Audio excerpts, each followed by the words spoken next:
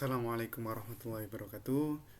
Selamat pagi adik-adik. Jadi kembali lagi kita pada pelajaran PDTM atau pekerjaan dasar teknik mesin. Nah, ini pertemuan kita ketiga. Jadi untuk saat ini kita akan membahas masalah masih tahap K3 ya. Jadi lanjutan dari kemarin, jadi lanjutan dari pertemuan kedua yang kita sudah membahas masalah K3. Nah, ini lanjutannya. Nah, ini pembahasan terakhir kita masalah K3. Nah, langsung saja adik-adik. Jadi apa saja sih yang akan kita bahas nantinya itu. Jadi kita masih dalam tahap K3L, jadi keselamatan, kesehatan kerja dan lingkungan. Nah, kita akan membahas penerapan K3L. Nah, penerapan K3L ini bagaimana penerapannya, terus apa saja contoh-contoh penerapannya. Nah, sebelumnya untuk menerapkan K3L itu harus ada beberapa hal yang harus diketahui. Nah, salah satunya ini ada 3 hal yang harus diketahui. Jadi ini ada tiga adik-adik, 3 hal yang harus diketahui. Satu, kerugian yang timbul akibat kecelakaan kerja. Jadi sebelum penerapan itu kalian harus tahu dulu kerugian yang timbul akibat kecelakaan kerja. Selain itu ada lagi yang nomor 2, bagaimana pencegahannya nanti. Jadi pencegahan kecelakaan kerja itu bagaimana, itu juga akan kita bahas di sini. Dan yang terakhir pelaksanaan P3K, pertolongan pertama pada kecelakaan. Nah, ini kalau sudah tahu kerugian yang timbul, nanti pencegahan bagaimana, nah termasuk nanti pelaksanaan P3K bagaimana, nah itu baru bisa diterapkan. Oke, langsung saja kita bahas untuk yang pertama, uh, kerugian yang diakibatkan kecelakaan kerja. Jadi adik-adik, kerugian yang diakibatkan kecelakaan kerja itu di sini dibagi menjadi 2. Nah, ini ada istilah ini. Kerugian kecelakaan kerja itu diilustrasikan sebagai gunung es. Maksudnya gimana gunung es itu? Jadi yang tampak, kerugian yang tampak itu sebenarnya lebih kecil daripada kerugian yang sebenarnya. Nah, gunung es itu kan seperti itu. Dia yang terlihat di permukaan itu dia hanya sebagian saja, padahal yang e, berada di bawah laut, nah lautan esnya itu dia lebih lebih besar. Oke, nah itu maksudnya diistilahkan, diilustrasikan sebagai gunung es. Jadi kerugian yang tampak itu sebenarnya hanya sebagian kecil dari kerugian yang sebenarnya itu, atau kerugian keseluruhannya. Nah, kembali lagi, kerugian yang diakibatkan kecelakaan kerja itu dibagi menjadi 2. Nah, yang pertama ada direct cost. Nah, direct cost. Nah, ini biaya pengobatan. Jadi ini biaya langsung. Kalau direct cost kerugian langsung, istilah gitulah. Nah, ini kayak biaya pengobatan, perawatan, korban kecelakaan kerja, biaya kompensasi. Nah, itu kan kerugian secara langsung dari perusahaan. Jadi langsung dia rugi kan mengobati karyawannya karena kecelakaan, terus nanti memberikan kompensasi juga. Nah, di dalam direct cost ini hanya sebagian kecil. Nah, hanya sebagian kecil. Nah, sebenarnya yang besar itu di indirect cost. Nah, ini kerugian yang tidak langsung. Jadi jadi tidak langsung indirect cost ini. Contoh apa? Nanti kerusakan mesin. Nah, terus terlambatnya target produksi, itu kerugiannya jauh lebih besar. Nah, efeknya juga lebih banyak. Kalau nanti target produksinya telat, bisa saja nanti eh, pemutusan kontrak dan lain-lain, dan itu nanti sangat-sangat berpengaruh pada perusahaan itu kerugian yang diakibatkan kecelakaan kerja. Jadi intinya dibagi menjadi 2, ada direct cost dan indirect cost. Nah, sebenarnya yang lebih besar itu yang indirect cost, jadi yang tidak kelihatan ya, seperti tadi kerusakan alat mesin, terus terlambatnya target produksi, itu dan lain-lain lah. Itu kerugian yang besar dibanding dengan yang direct cost.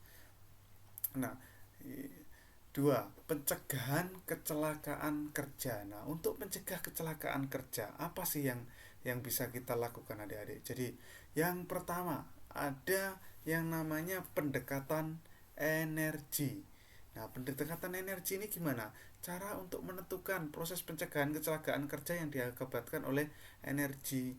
Nah, jadi apa ya? Kalau bisa diistilahkan itu, kalau seandainya ada eh, pekerjaan di daerah yang menggunakan energi listrik. Nah, ini pencegahan kecelakaan kerjanya bagaimana? Nah, ini bisa bisa direncanakan, istilahnya seperti itu. Jadi entah itu nanti energi panas atau listrik dan lain-lain lah. Nah, itu yang pendekatan energi. Jadi direncanakan dulu bagaimana pendekatan secara energinya. Eh, itu. Yang kedua, pendekatan teknis. Nah, rencana pencegahan yang menyangkut kondisi fisik, peralatan lingkungan kerja maupun proses produksi. Nah, di sini biasanya ditentukan juga oleh perusahaan. Jadi, teknisnya bagaimana? Teknis kerjanya, teknis produksinya bagaimana. Nah, teknisnya itu biasanya memang langsung ditentukan oleh manajemen. Nah, itu SOP-nya lah istilahnya. SOP. Nah, itu bagaimana, itu termasuk dalam pendekatan teknis. Nah, itu juga termasuk pencegahan dalam kecelakaan kerja. Nah, itu pendekatan teknis. Yang ketiga itu pendekatan administratif. Nah, pendekatan administratif ini bagaimana, Pak? Pencegahan dengan mengatur tata cara pelaksanaan kerja. Jadi, oh ini mesin bubut, cara pelaksanaannya seperti ini, cara kerjanya seperti ini. Oh, ini mesin freeze. Nah, ini nanti cara kerjanya seperti ini. Nah, ini termasuk pendekatan administratif itu. Contohnya seperti itu. Nah, ada lagi yang keempat itu pendekatan manusia. Nah, pendekatan manusia ini adik-adik, pendekatan manusia ini bagaimana? Jadi ada pelatihan K3. Nah, itu biasanya perusahaan itu mesti ada yang namanya pelatihan K3 atau kalau di apa ya? Di perusahaan besar ada, kalau kalian mau masuk Holcim atau SI itu ada safety induction. Nah, itu eh, yang mau masuk itu diberi materi masalah ini, masalah K3 ini, yang mana namanya kalau istilahnya itu safety induction. Nah, itu bagaimana caranya kita menerapkan K3 yang ya secara sederhana lah. Itu biasanya di sini daerah ini itu ada bahaya ini, di daerah ini ada bahaya itu lah. Itu biasanya diterangkan itu di safety induction. Nah, kalau pendekatan manusia itu tadi ya seperti itu contoh salah satunya. Nah, kalau biasanya yang secara besar itu biasanya ada pelatihan K3L. Itu memang eh, memang diprogramkan dari perusahaan. Nah, karena apa ya, itu tadi, kalau nanti itu tidak diprogramkan terus manusianya ngawur asal terjadi kecelakaan. Nah, yang paling rugi itu sebenarnya malah perusahaan itu, dan kerugiannya ya besar, sangat sangat besar itu. Dan yang terakhir pendekatan manajemen. Nah, pencegahan oleh perusahaan dengan komitmen menerapkan K3L dengan sebaik-baiknya. Nah, ini pendekatan manajemen ini biasanya ada aturan. Kalau dulu saya sempat magang seperti yang kemarin saya ceritakan, saya magang di Gresik di perusahaan miliknya Jerman itu. eh, Dia memang manajemennya sangat ini memperhatikan penerapan K3L. Jadi sangat ketat. Jadi orang ada di situ bagian K3 itu yang selalu keliling.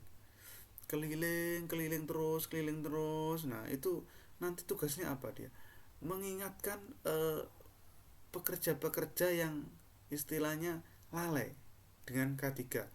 Jadi seandainya kok ada dia ngelas, oh males pakai kacamata ngelas. Nah, itu dia diingatkan oleh apa namanya manajemen.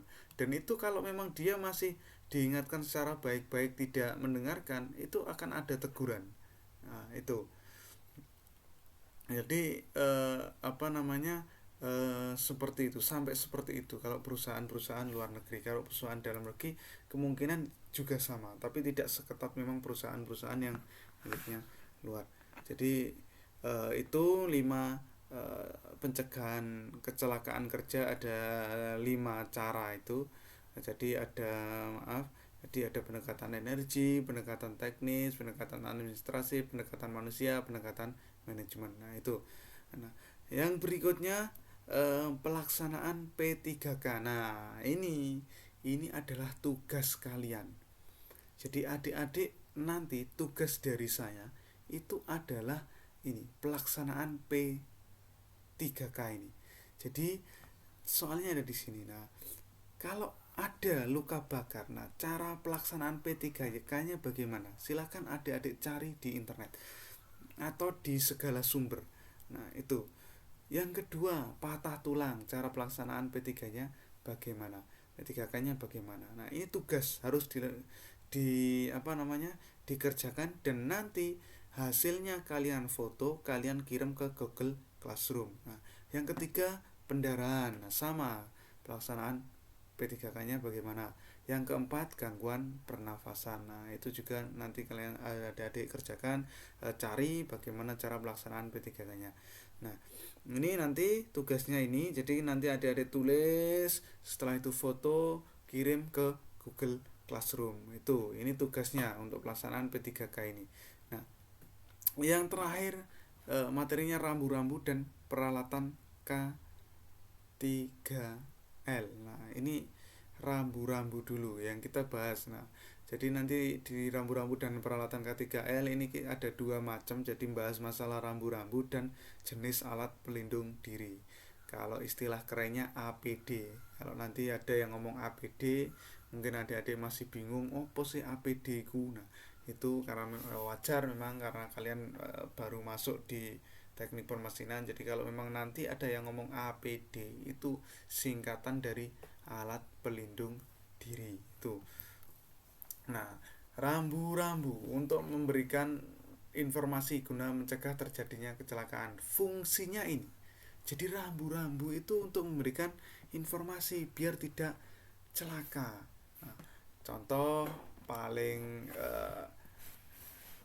apa ya istilahnya, paling sering kalian jumpai kalau nanti di jalan ada rambu-rambu belok, belok kiri, ada rambu-rambu perempatan. Nah, itu termasuk ini informasi untuk mencegah terjadinya kecelakaan kerja. Itu fungsinya rambu-rambu.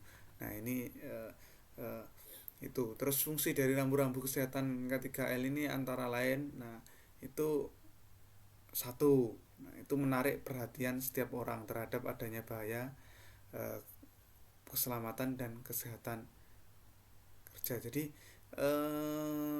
biar menarik perhatian, oh ini ada rambu-rambu seperti ini. Nah, itu fungsinya. Jadi nanti terus orangnya akhirnya teringat akan bahayanya. Nah, keselamatan dan kesehatan kerjanya bagaimana, itu fungsi pertama. Yang kedua, menunjukkan kemungkinan terdapat potensi bahaya yang mungkin tidak terlihat di tempat kerja. Nah, kalian kalau pernah masuk pabrik, biasanya itu ada gambar yang kacamata, gambar penutup telinga. Nah, ini itu. Jadi atau ini kalau yang lebih tepatnya itu anak menunjukkan kemungkinan terdapat potensi bahaya ini biasanya masalah apa ya, aliran listrik, terus panas. Nah, itu biasanya ada rambunya, mudah terbakar. Nah, itu ya, kalian bisa kalau dilihat di tangki, uh, tangki Pertamina. Nah, itu kan biasanya ada uh, rambu-rambu mudah terbakar. Nah, itu termasuk ini nomor 2 ini. Nah, nomor 3, menyediakan informasi secara umum serta memberikan pengarahan. Nah, jadi eh, apa ya, kalau istilahnya ini ya biar biar nanti itu sesuai, biar aman ya pekerja itu, memang memang harus disediakan informasi ini ketiga ini. Contoh ya itu tadi, ada perempatan jalan biasanya, itu kan langsung biasanya ada rambu yang kuning biasanya, terus ada eh, plus kayak gitu. Nah, itu kan informasi, nah, memberikan pengarahan bahwa oh di depan itu ada perempatan. Nah, itu termasuk nomor 3 ini. Terus nomor 4, memberikan memberitahukan kepada para pekerja di mana mereka harus menggunakan alat pelindung diri saat berada di tempat kerja. Nah, ini saya ucapkan bahwa oh, berarti di sini ini bising harus memakai pelindung telinga. Oh, di sini ini berdebu harus memakai masker. Nah, itu termasuk nomor 4. Nah, yang nomor 5 menginformasikan di mana peralatan darurat keselamatan diletakkan. Biasanya ini lebih berhubungan dengan APAR, jadi alat pemadam api ringan. Nah, itu biasanya di sini. Itu nomor 5 ini. Oh, terus nomor 6 memberikan peringatan waspada terhadap beberapa tindakan atau perilaku yang tidak diperbolehkan dilakukan di tempat kerja. Nah, ini eh, ada juga yang memang beberapa yang apa ya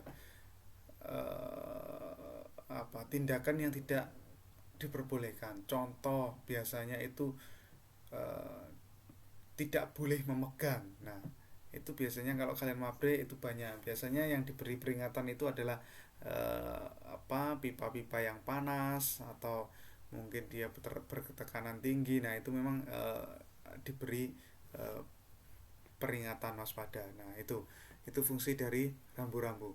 Nah, berikutnya macam-macam rambu K3L. Nah, warna rambu itu dibagi menjadi 5. Ada merah, ada kuning, ada hijau, ada biru, ada putih. Nah, itu untuk rambu-rambu. Nah, merah itu apa? Larangan pemadam larangan.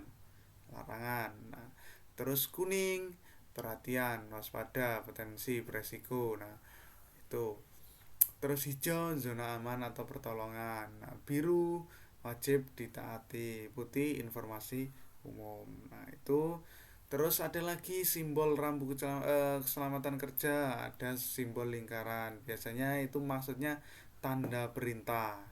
Nah, terus segitiga tanda waspada dan persegi ini tanda informasi. Nah, sebuah lingkaran ini uraiannya sebuah lingkaran yang mengindikasikan perintah yang harus ditaati. Jadi memang kalau lingkaran itu berarti tanda perintah. Nah, oke, subkelompok simbol dan warna rambu keselamatan kerja. Nah, itu contoh bahwa ada lingkaran dengan warna merah. Itu berarti warna merah tadi kan larangan ya. Nah, warna merah lingkaran tadi saya kembalikan lagi, warna merah itu larangan. Nah, terus eh, lingkaran itu perintah. Nah, itu ada simbolnya itu larangan perintah yang tidak boleh dikerjakan. Contoh biasanya dilarang merokok itu dengan simbol seperti itu. Nah, merah terus ada seret tengahnya, terus biru itu kewajiban. Nah, terus yang lain ada lagi segitiga. Nah, kuning, nah ini seperti rambu-rambu di jalan. Biasanya rambu-rambu di jalan itu biasanya pakai segitiga. Nah, itu terus hijau zona pertolongan pertama.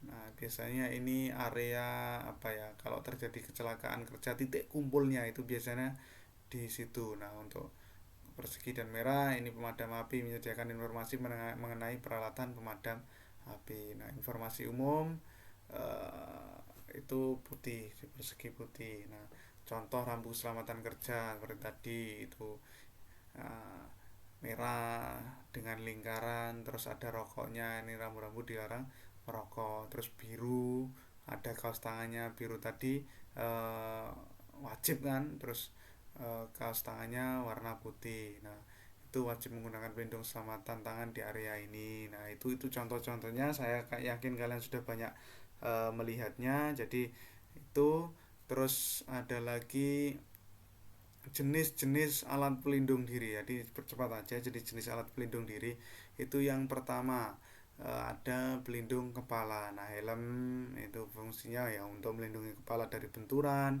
dan lain-lain. Nah, untuk yang kedua pelindung mata. Biasanya ini untuk partikel melayang ini kalau kalian gerinda terus atau gas-gas berbahaya. Nah, percikan gram dan lain-lain. Nah, itu pelindung mata, kacamata. Nah, pelindung telinga ini air plug biasanya. Air plug itu namanya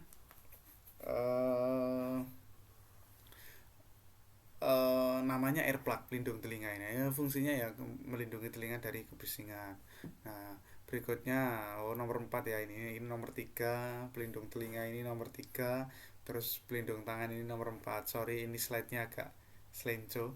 Nah, nomor 4 pelindung tangan ini ya melindungi tangan dari panas, ada arus listrik, ada benturan, ada virus, bakteri dan lain-lain.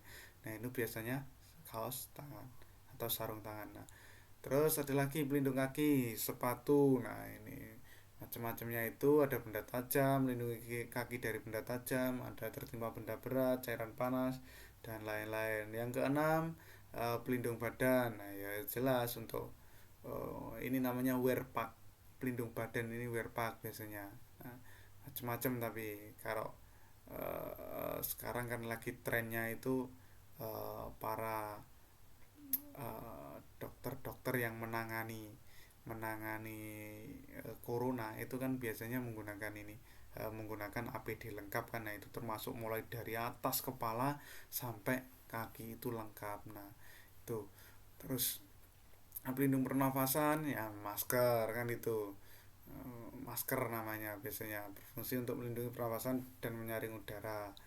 Dan yang ke-8 pelindung muka ini face shield. Nah, kalau sekarang juga lagi tren ini face shield karena adanya corona ini. Itu cukup sekian dari saya karena memang durasinya terbatas ya untuk pertemuan kali ini saya akhiri cukup sekian. Semoga bermanfaat. Apabila nanti ada yang kurang jelas silahkan ditanyakan ke saya melalui Google Classroom. Terima kasih dan saya akhiri. Assalamualaikum warahmatullahi wabarakatuh.